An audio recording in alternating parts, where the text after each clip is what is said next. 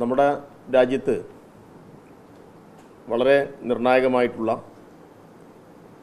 ഒരു തിരഞ്ഞെടുപ്പ് വന്നിരിക്കുകയാണ്. ഈ തിരഞ്ഞെടുപ്പിൽ ഇടതുപക്ഷ സ്ഥാനാർത്ഥികൾ വിജയിക്കേണ്ടതുണ്ട്. പ്രത്യേകിച്ച് രാജ്യത്തെ വോട്ടർമാരിൽ മഹാഭൂരിപക്ഷവും യുവജനങ്ങളാണ്. അപ്പോൾ യുവജനങ്ങളെ ബാധിക്കുന്ന നിരവധിയായ പ്രശ്നങ്ങളാണ് ഈ തെരഞ്ഞെടുപ്പിൽ പ്രധാനമായും യുവജനങ്ങൾക്കിടയിൽ ചർച്ചയാവുന്നത്. അതിലേറ്റവും പ്രധാനപ്പെട്ട ഒരു കാര്യം രാജ്യം ഇന്ന് നേരിടുന്ന തൊഴിലില്ലായ്മയാണ്. രാജ്യത്ത് നമ്മുടെ അനുഭവത്തിൽ സ്വതന്ത്ര ഇന്ത്യയിൽ ഇത്രയും വലിയ ഒരു തൊഴിലില്ലായ്മ നമുക്ക് അനുഭവിക്കേണ്ടി വന്നിട്ടില്ല. ഇപ്പോൾ നരേന്ദ്രമോദിയും സംഘവും അധികാരത്തിൽ വരുന്ന ഘട്ടത്തിൽ പറഞ്ഞത്, ഞങ്ങൾ അധികാരത്തിൽ വന്നാൽ ഒരു വർഷം 2 കോടി പുതിയ തൊഴിലുകൾ ഉണ്ടാക്കും എന്നായിരുന്നു. എന്നാൽ പുതിയ തൊഴിൽ ഉണ്ടാക്കിയിട്ടില്ല എന്ന് മാത്രമല്ല, നിലവിലുള്ള തൊഴിൽ പൂർണ്ണമായും ഇല്ലാതായി എന്നാണ് നമ്മുടെ അനുഭവം. രാജ്യത്ത് ഏറ്റവും കൂടുതൽ ആളുകൾക്ക് തൊഴിൽ കൊടുക്കുന്ന പൊതുമേഖലാ സ്ഥാപനങ്ങളായിട്ടുള്ള നിരവധി സ്ഥാപനങ്ങൾ അത് പൂർണ്ണമായും സമ്പന്ന കോർപ്പറേറ്റുകൾക്ക് വിറ്റ് തീരെഴുതി. അതിൻ്റെ എല്ലാ ഭാഗമായി അവിടെ നിയമനമില്ല, അവിടെ മെറിറ്റ് അടിസ്ഥാനത്തിൽ പരീക്ഷ നടക്കുന്നില്ല, അവിടെയെല്ലാം കരാർ അടിമകളെ മാത്രമേ എടുക്കുന്നുള്ളൂ. പിന്നെ എവിടെയാണ് ഇവർക്ക് തൊഴിൽ കൊടുക്കാൻ വേണ്ടി കഴിയുക? ഇപ്പോൾ രാജ്യത്ത് 16ാം ലോക്സഭാ തിരഞ്ഞെടുപ്പിൽ അധികാരത്തിൽ വരുന്ന സമയത്ത് യുവജനങ്ങളോട് നൽകിയിട്ടുള്ള വാഗ്ദാനം ഒന്നും നടപ്പാക്കാൻ കഴിഞ്ഞിട്ടില്ല എന്ന അനുഭവമാണ് ഈ 10 വർഷത്തിനിടയിൽ നമുക്ക് കാണാൻ വേണ്ടി കഴിയുന്നത്. അതുകൊണ്ട് അങ്ങേയറ്റം യുവജന വിരുദ്ധമായ സർക്കാരിനെ താഴെ ഇറക്കാൻ ആവശ്യമായിട്ടുള്ള പോരാട്ടത്തിൽ അതിശക്തമായി DYFI ഇടപെടും. DYFI ഈ നാടിനോട്, ഈ നാട്ടിലെ ചെറുപ്പക്കാരോട് ഈ കാര്യങ്ങൾ അഭ്യർത്ഥിക്കുകയാണ്. മറ്റൊന്ന്, ഇതുമായി ബന്ധപ്പെട്ട സമരം ആരാണ് രാജ്യത്ത് മുന്നോട്ട് നയിക്കുന്നത്? ഇപ്പോൾ ഇവിടെ കഴിഞ്ഞ കുറച്ച് ദിവസമായി കേട്ടുകൊണ്ടിരിക്കുന്ന വാർത്തകൾ വളരെ പ്രാദേശികമായിട്ടുള്ള ചില വിഷയത്തെ മുൻനിർത്തി BJP ഗവൺമെൻറ് ഈ രാജ്യത്ത് നടപ്പാക്കുന്ന ജനവിരുദ്ധ നയങ്ങളെ വെള്ളപൂശുകയാണ്. അതിന് കോൺഗ്രസും യൂത്ത് കോൺഗ്രസും എല്ലാം കൂട്ടുനിൽക്കുന്നു എന്നാണ് നമുക്ക് കാണാൻ വേണ്ടി കഴിയുക. ഇന്നിപ്പോൾ രാജ്യം ഏറ്റവും വലിയ അഴിമതിയുടെ ഒരു വാർത്ത പുറത്തുവിട്ടു. ലോകരാജ്യങ്ങൾക്കിടയിൽ നമ്മുടെ രാജ്യം നാണം കെട്ടുപോയി. ഇലക്ട്രൽ ബോണ്ട് വഴി അഴിമതി പണമാണ് BJPയും കോൺഗ്രസും തൃണമൂൽ കോൺഗ്രസ് ഉൾപ്പെടെയുള്ള പാർട്ടികൾ സമാഹരിച്ചത് എന്ന് സുപ്രീം കോടതിയുടെ പുതിയ വിധി പ്രകാരം നമുക്കെല്ലാം ബോധ്യപ്പെട്ട കാര്യമാണ്. അങ്ങേയറ്റം അഴിമതി പണം ഉണ്ടാക്കുക, അത് ഉപയോഗപ്പെടുത്തിയിട്ട് ജനാധിപത്യം അട്ടിമറിക്കുക, അതിനെക്കുറിച്ച് ഈ തെരഞ്ഞെടുപ്പിൽ ചർച്ച വേണ്ട എന്നാണ് കോൺഗ്രസ് ഉൾപ്പെടെ സ്വീകരിക്കുന്ന നിലപാട്.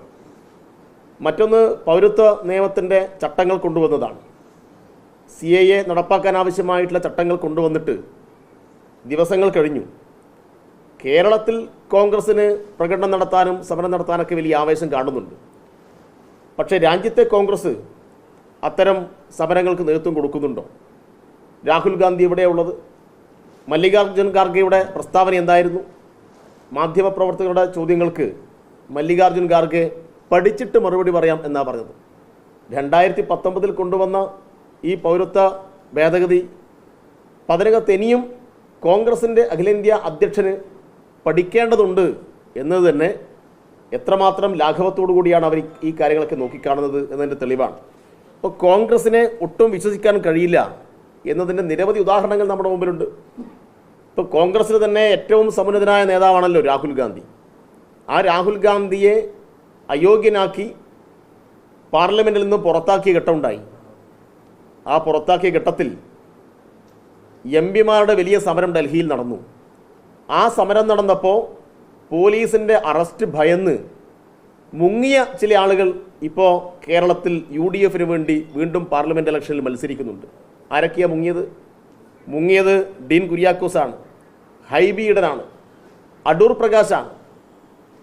അവിടെ അറസ്റ്റ് വരിക്കാൻ DYFIയുടെ അഖിലേന്ത്യാ അധ്യക്ഷനും രാജ്യസഭാംഗവുമായിട്ടുള്ള A. റഹീം തയ്യാറായി, ഡോക്ടർ V. ശിവദാസൻ MP തയ്യാറായി, പി സന്തോഷ് കുമാർ MP തയ്യാറായി. ഇങ്ങനെ ആരിഫിനെ പോലെയുള്ള ലോക്സഭാ അംഗങ്ങൾ തയ്യാറായി. ഇപ്പോൾ രാഹുൽ ഗാന്ധിയെ അയോഗ്യത കൽപ്പിച്ച് മാറ്റി നിർത്തിയ സന്ദർഭത്തിൽ പോലും ജനാധിപത്യം അപകടത്തിലേക്ക് പോകുന്നു എന്ന് കണ്ട് ഏറ്റവും നിർണായകമായ ആ പോരാട്ടത്തിൻ്റെ പോർമുഖത്ത് അടിപതറാതെ നിന്നവരാണ് കേരളത്തിൽ നിന്ന് പോയിട്ടുള്ള MP മാർ. എന്നാൽ കേരളത്തിൽ നിന്ന് പോയിട്ടുള്ള കോൺഗ്രസിൻ്റെ MP മാർ അറസ്റ്റ് ഭയന്ന് ഓടി ഒളിച്ചവരാണ്, പേടിത്തൊണ്ടന്മാരാണ്. അന്ന് രാവിലെ MP മാരുടെ യോഗത്തിൽ സോണിയാഗാന്ധി ആ MP മാരുടെ യോഗത്തിൽ പറഞ്ഞു എന്ന് പറഞ്ഞിട്ട് പിറ്റേന്നിറങ്ങിയ മലയാള മനോരമ പത്രം ഒരു വാർത്ത പ്രസിദ്ധീകരിച്ചിരുന്നു. സോണിയാഗാന്ധി കോൺഗ്രസിൻ്റെ MP മാരുടെ യോഗം വിളിച്ചിട്ട് പറഞ്ഞു പോലും, ചിലപ്പോൾ അറസ്റ്റ് ഉണ്ടാവും, പോലീസിന് നടപടി ഉണ്ടാവും, നിങ്ങളാരും ഭയന്ന് പിന്മാറില്ലല്ലോ എന്ന് അന്ന് രാവിലെ സോണിയാഗാന്ധി MP മാരുടെ യോഗം വിളിച്ച് പറഞ്ഞു എന്നാണ് പറഞ്ഞത്. അത് പറഞ്ഞിട്ടും ഈ സമരത്തിൽ നിന്ന് മുങ്ങിയ ആളുകൾ കേരളത്തിൽ മത്സരിക്കുന്നു എന്ന് പറഞ്ഞാൽ UDF-നെ വിജയിപ്പിച്ചതുകൊണ്ട് പ്രത്യേകിച്ച് ഇന്ത്യയുടെ പാർലമെൻറ്റിൽ ഒന്നും ഉണ്ടാവാൻ പോകുന്നില്ല. അവർക്കൊന്നും ഇടപെടാൻ വേണ്ടി കഴിയില്ല. അപ്പോൾ ഇവിടെ ശരിയായ നിലപാട് ആര് സ്വീകരിക്കുന്നു എന്നതാണ് വളരെ പ്രധാനപ്പെട്ട പ്രശ്നം. അതുകൊണ്ട് ശരിയായ നിലപാട് സ്വീകരിക്കുന്ന ആളുകളെ ജനപ്രതിനിധിയായിട്ട് ഇന്ത്യയുടെ പാർലമെൻറ്റിൽ അയക്കണം എന്നാണ് DYFIക്ക് ഈ രാജ്യത്തെ ഈ നാട്ടിലെ വോട്ടർമാരോട് അഭ്യർത്ഥിക്കുവാനുള്ളത്. മറ്റൊന്ന്, വിവിധ സന്ദർഭങ്ങളിൽ കോൺഗ്രസ് എടുത്ത നിലപാട് സംബന്ധിച്ച് വീണ്ടും ചർച്ചയാവുന്നു. ഇപ്പോൾ ഹരിയാനയിൽ ന്യൂഹിൽ അവിടെ പാർലമെൻറ്റ് സമ്മേളനം നടന്നുകൊണ്ടിരിക്കുന്ന ഘട്ടത്തിലാണ് വർഗീയ കലാപം ഉണ്ടായത്. ആ ന്യൂഹിലേക്ക് അന്ന് ഓടിപ്പോവാൻ ഇടതുപക്ഷത്തിൻ്റെ MP മാർ തയ്യാറായി. A റഹീമും നമ്മുടെ CPIയുടെ നേതാവായിട്ടുള്ള ബിനോയ് വിശ്വം ഉൾപ്പെടെയുള്ള ആളുകൾ, പി സന്തോഷ് കുമാർ ഉൾപ്പെടെയുള്ള MP മാർ ന്യൂഹിലേക്ക് പോയി. പക്ഷെ ഒരു കോൺഗ്രസിൻ്റെ MP-യും ആ ഹരിയാനയുടെ കലാഭൂമിയിൽ പോവാൻ തയ്യാറായിട്ടില്ല. അപ്പം അങ്ങേയറ്റം രാജ്യം അപകടത്തിൽപ്പെടുന്ന സന്ദർഭത്തിലൊന്നും NIA ആക്ടിനകത്ത് ഭേദഗതി കൊണ്ടുവന്നു. ആ ഭേദഗതിക്ക് അനുകൂലമായി വോട്ട് ചെയ്തവരാണ് ഇവിടെ ഇപ്പോൾ തെരുവിലിറങ്ങിയിട്ട് CAA വിരുദ്ധ പ്രകടനം നയിക്കുന്നത്. നമ്മൾ പലതും കണ്ടതാണ്. മുത്തലാഖിൻ്റെ പേരിൽ കൊണ്ടുവന്ന കരി നിയമത്തിനെതിരായി എത്ര കോൺഗ്രസിൻ്റെ MP മാരാണ് ശബ്ദമുയർത്തിയത്.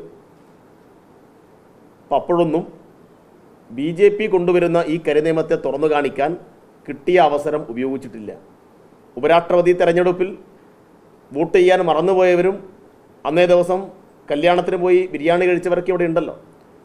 അതുകൊണ്ട് ഇതൊക്കെ ഞങ്ങൾ ഒന്നുകൂടി ഓർമ്മിപ്പിക്കുകയാണ്. അങ്ങനെ മറന്നു പോകാൻ പാടില്ല.